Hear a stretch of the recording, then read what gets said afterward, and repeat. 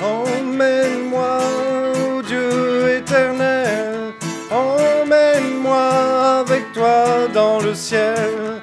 Bonjour et bon dimanche. Bonjour. Il fait très beau chez nous, un soleil magnifique, on a les fenêtres ouvertes. C'est bien. Eh bien, on va recommencer sur, on va continuer sur notre étude d'Israël, au sujet d'Israël. Que se passe-t-il en Israël? Et on va commencer par lire Jacques chapitre 1, verset 1. Jacques 1, 1.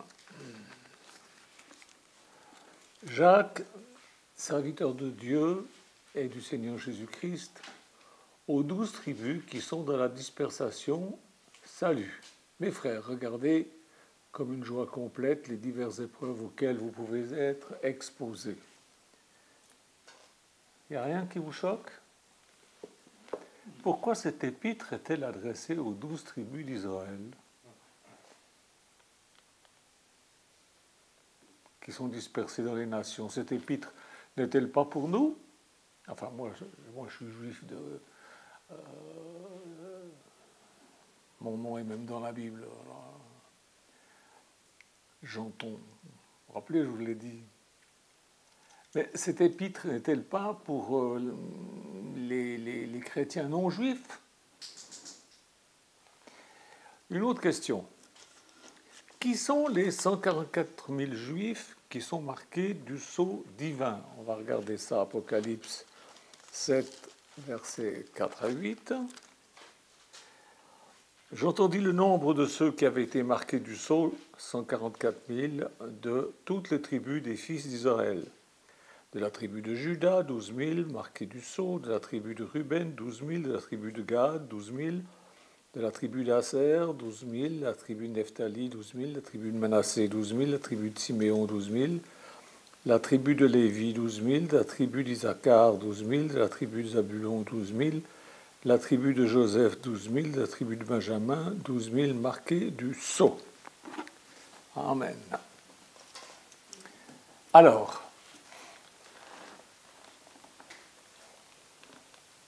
on a les noms des 12 tribus d'Israël.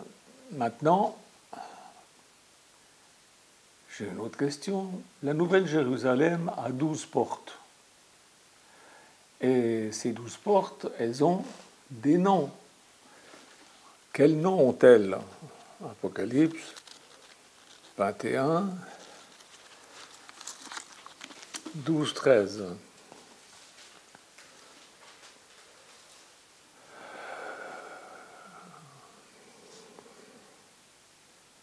On peut déjà lire un peu avant, au verset 9. Puis un des 7 anges qui tenait les 7 coupes, rempli des 7 derniers fléaux, vint et m'adressa la parole en disant: Viens, je te montrerai l'épouse, la femme de l'agneau. Il me transporta en esprit sur une grande et haute montagne, et il me montra la ville sainte, Jérusalem, qui descendait du ciel d'auprès de Dieu, ayant la gloire de Dieu. Donc c'est l'épouse de l'agneau, c'est la femme de l'agneau. Son éclat était semblable à celui d'une pierre très précieuse, d'une pierre de jaspe, transparente comme du cristal. Elle avait une grande et haute muraille, elle avait 12 portes, et sur les 12 portes, 12 anges et des noms écrits sur les 12, des noms écrits, ceux des 12 tribus d'Israël. Ça vous fait pas drôle?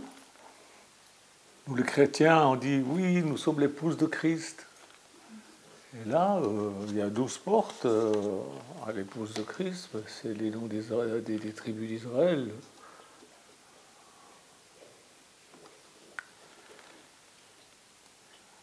Tous les chrétiens disent Alléluia, nous sommes l'épouse de Christ. Mais quand ils disent ça, ils disent Alléluia, nous sommes l'épouse de Christ. Mais il n'y a aucun... C'est tous des noms des tribus d'Israël. Comment se fait-il que la Nouvelle Jérusalem, qui est l'épouse de l'agneau, a 12 portes, mais pas une seule pour les chrétiens non juifs? Vous ne vous posez pas la question Une autre question, on va lire Matthieu 15, 24. Matthieu, j'espère que je l'ai. Ben non, je ne l'ai pas. Je vais le trouver. Matthieu 15, 24. Voilà ce que Jésus dit. Il dit, c'est Jésus qui parle, je n'ai été envoyé qu'aux brebis perdues de la maison d'Israël.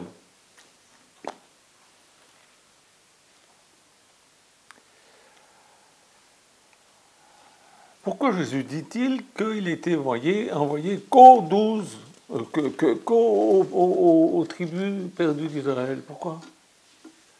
Et nous, alors, les nations? Une autre question. Qui sont les brebis perdues de la maison d'Israël? Et pourquoi sont-elles perdues? Oh, ben parce qu'elles ne connaissent pas Jésus. Oh, c'est une réponse. Il y en a une autre. Lisons à nouveau la promesse faite à Abraham dans Genèse 22, 17. 22, 17.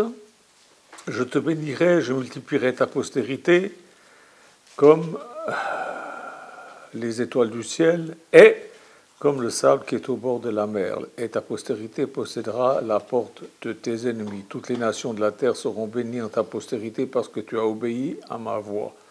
Donc, il y a une postérité qui est comme les étoiles du ciel et comme le sable de la mer. Tout ça, c'est la postérité. Et toutes les nations de la terre seront bénies en toi. On commence à avoir une solution. Genèse 26, 1, 5, là, c'est la promesse faite à Isaac par les fils d'Abraham. Genèse 26, 1, 5. Il y eut une famine dans tout le pays, outre la première famine qu'eut lieu du temps d'Abraham, et Isaac alla vers Abimélec, le roi des Philistins, à Guérar. L'Éternel lui apparut et dit, ne descends pas en Égypte, demeure dans le pays que je te dirai. Séjourne dans ce pays-là, je serai avec toi, je te bénirai, car je donnerai toutes ces contrées à toi et à ta postérité, et je tiendrai le serment que j'ai fait à Abraham, ton père. Je multiplierai ta postérité comme les étoiles du ciel, et je donnerai à ta postérité toutes ces contrées, et toutes les nations de la terre seront bénies en ta postérité, parce qu'Abraham a obéi à ma voix, et qu'il a observé mes ordres, mes commandements, mes statuts et mes lois. Et Isaac resta à Guérar. Maintenant, on va relire la promesse faite à Jacob dans Genèse 28, au verset 13. Voilà ce qui est dit. Voici l'Éternel se tenait au-dessus.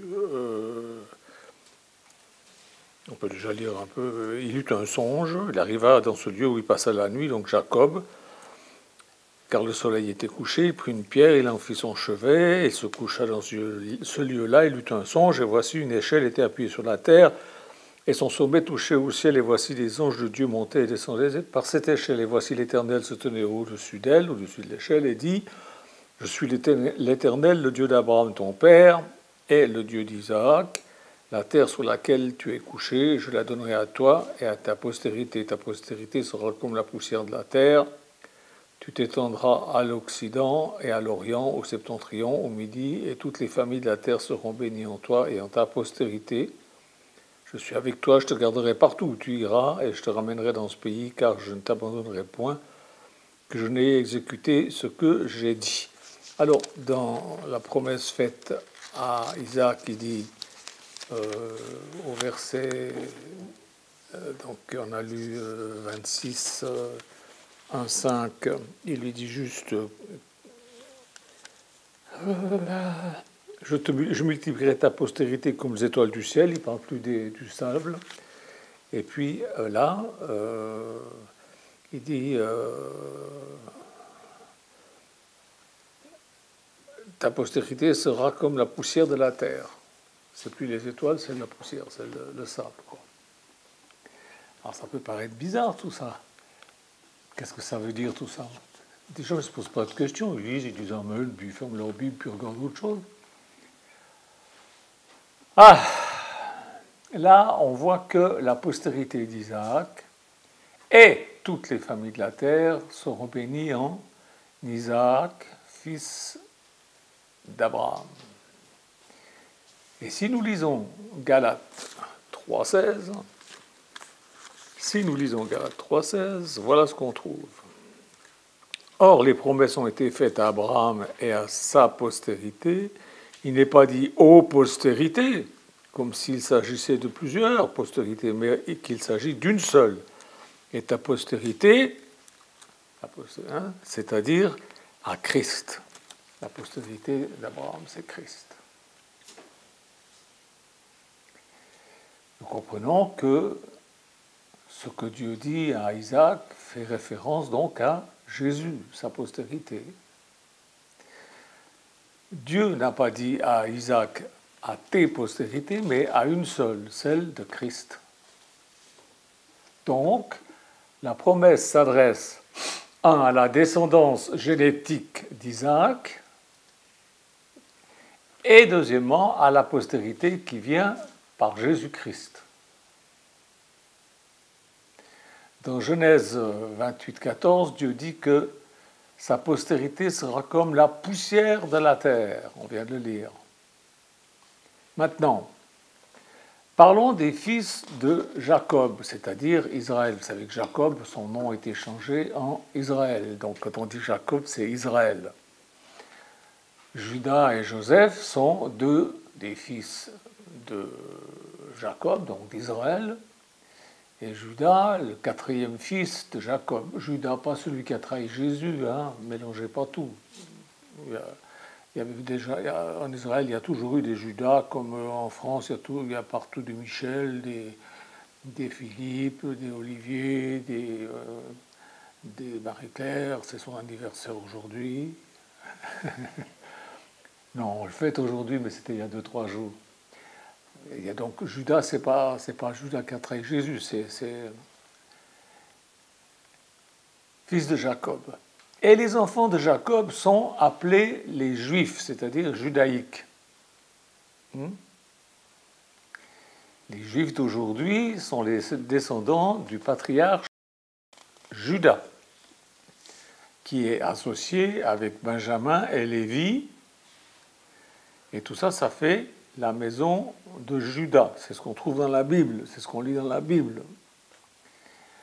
Le 11e fils de Jacob se nommait Joseph. Ça n'a rien à voir avec le mari de Marie, c'était un autre Joseph. Non, mais je le dis parce que je me rappelle ma mère, au début, quand on était convertis, elle ne savait pas si Moïse était venu avant Jésus, ou après Jésus, ou avant, ou après Abraham. Il y a beaucoup de confusion chez les gens qui ne lisent pas la Bible. Après, ma mère, elle a lu la Bible, elle connaissait ça par cœur, même mieux que moi. Joseph, donc, est le père spirituel des chrétiens. Pourquoi je dis ça? Parce que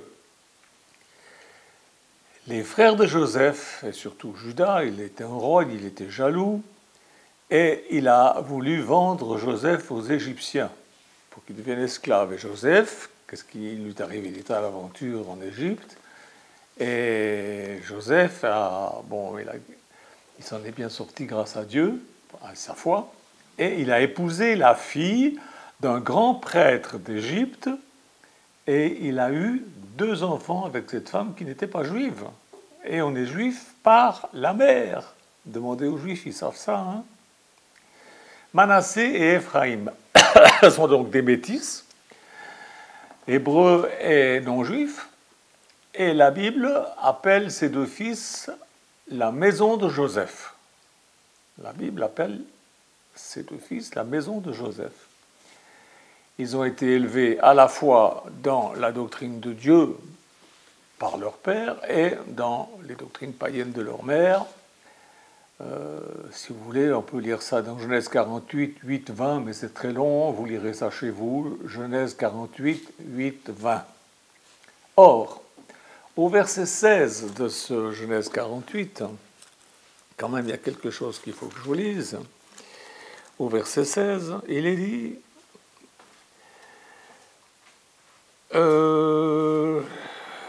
Au verset 15 déjà, il bénit Joseph et dit que le Dieu en présence duquel ont marché mes pères Abraham et Isaac, le Dieu qui m'a conduit depuis que j'existe jusqu'à ce jour, que l'ange qui m'a délivré de tout le mal, bénisse ses enfants, donc il parle des enfants de Joseph, qui sont donc des métis, qu'ils soient appelés de mon nom et celui de mes pères, Abraham et Isaac, et qu'ils multiplient en abondance au milieu du pays. Donc, c'est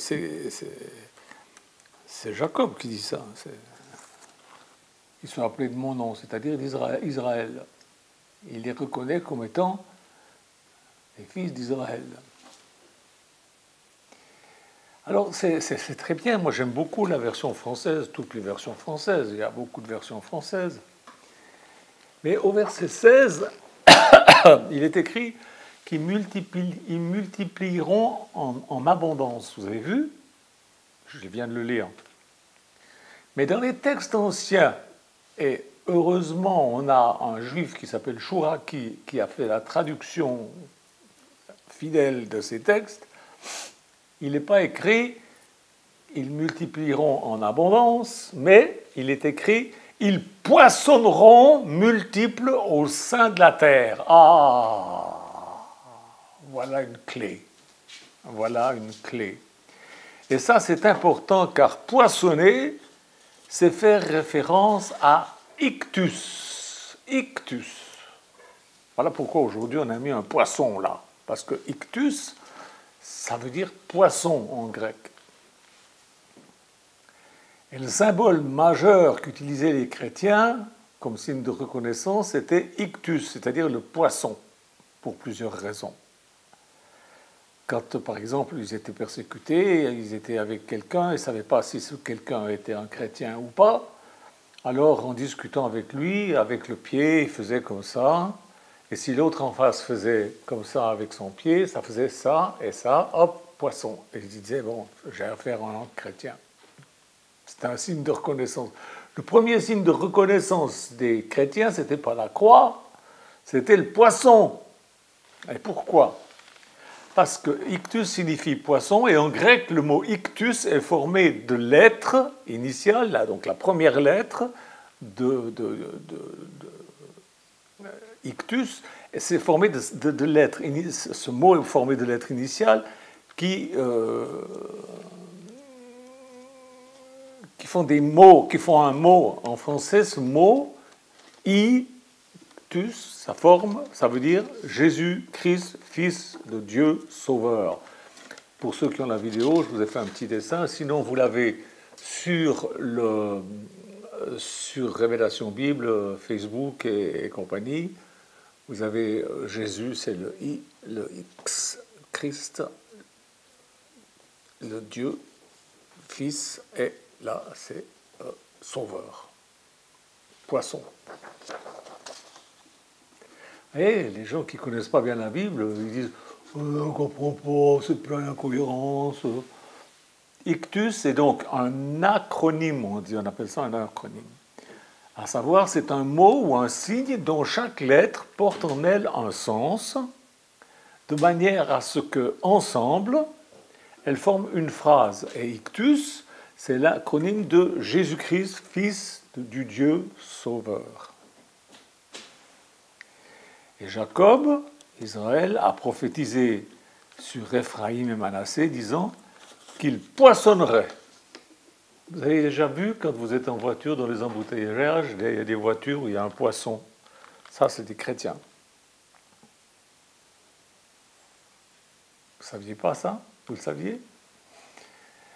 Jésus, toujours dans ce code de la Bible, ne dit pas par hasard « je te ferai pécheur d'hommes » dans Luc 5,10. Non, parce qu'il compare les hommes, des fois des brebis, des fois des poissons. Donc, les fils de Joseph sont prophétiquement les fils de la maison d'Israël qui se sont perdus dans les nations. D'accord ? Le terme maison d'Israël, il évolue au fil du temps dans la Bible. La Bible n'a pas été écrite en un jour. Dans Josué 17, 17, vous le verrez, vous le lirez, il y a la maison de Joseph, c'est-à-dire Éphraïm et Manassé. C'est la maison de Joseph. Dans Juges 10, 9, la maison de Joseph devient la maison d'Éphraïm. On n'entend plus parler de Manassé. Et c'est depuis là que le terme maison d'Éphraïm désigne les 10 tribus du Nord. À partir de là, dans la Bible, la maison d'Éphraïm désigne les 10 tribus du Nord. Dans 2 Samuel 12, 8, Dieu appelle les 10 tribus du Nord maison d'Israël.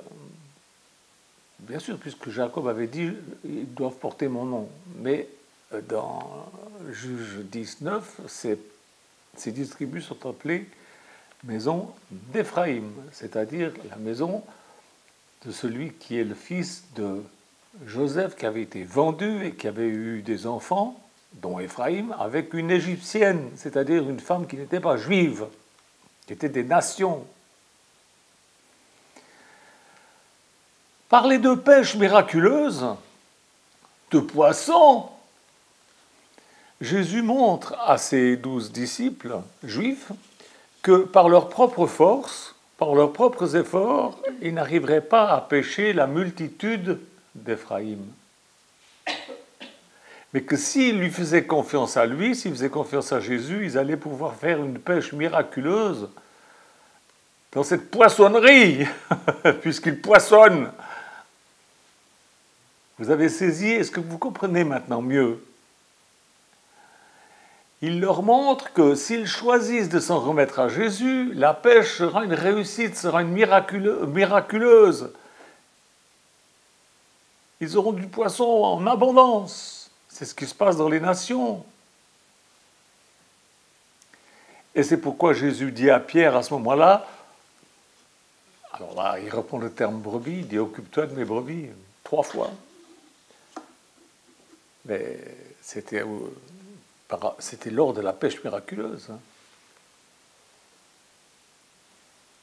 Je te ferai pêcheur d'hommes, pêcheur de poissons, pêcheur d'Éphraïm, mais ce sont mes brebis perdues d'Israël. Alors on reviendra sur cela vendredi prochain, Dieu voulant.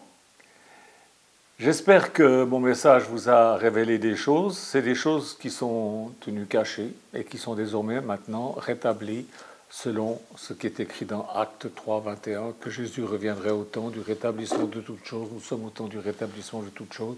Dieu a rétabli son peuple en Israël et Dieu rétablit la vérité dans son Église afin que nous sachions quelles sont nos origines et que nous nous préparions à partir avec lui à sa rencontre, en marchant dans l'obéissance. Parce que chaque fois qu'ils ont été persécutés, c'est parce qu'ils n'étaient pas dans l'obéissance. Quand on n'est pas dans l'obéissance, on est persécuté. Qu'on soit juif ou non juif. De toute façon, si on est chrétien et non juif, on est d'Éphraïm. Amen. J'en dis pas plus. À vendredi. Dieu vous bénisse. Au revoir. Emmène-moi, ô Dieu éternel, emmène-moi avec toi dans le ciel. Emmène-moi, ô Dieu éternel, emmène-moi avec toi dans le ciel. Nous régnerons pour toujours, nous régnerons pour de bon.